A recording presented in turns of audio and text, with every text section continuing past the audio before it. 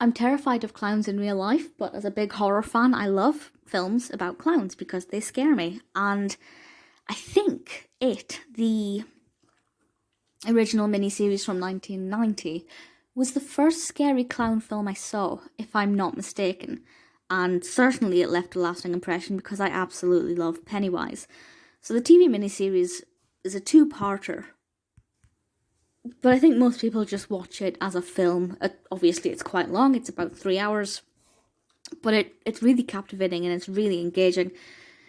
And it stars Tim Curry as Pennywise. Obviously this is based on the Stephen King book. And the description from IMDb is as follows.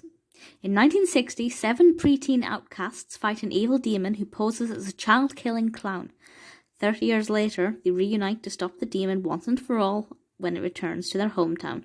So obviously we have a film of two halves, a TV series of two halves. In the one half, they are the younger children, and in the other, they are the older children now fighting back. And I think that was a great idea to do it that way. I'm not sure how the book's done. I don't know if the book's in two halves. I haven't read it. I have a love-hate relationship with King's writing style. But if you've read it, I'd love to know how different it is. I've heard it's quite similar to the book. It took a lot and stayed quite true to the source material, but I'm not sure. But personally, I like that. I like the contrast. But there's still, there are still flashbacks. It still goes back and forth. And for me, I really like the group of boys that they chose. I suppose that Stephen King chose, but for the film, there's a good mix of boys with different personalities that all bring something different. They're all scared of something different with the clown. They're all, they all have different opinions on this. Ultimately, what makes this brilliant is Tim Curry's performance as Pennywise.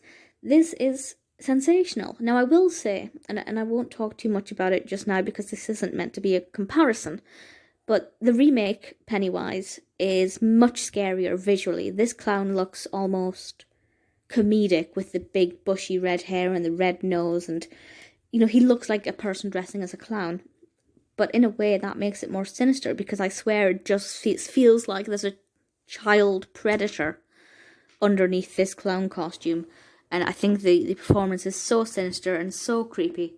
And I love it. If I had to pick one of the two halves, I'd say the first half is much better than the second half. Mainly because I think the performances from the children are so powerful and so effective.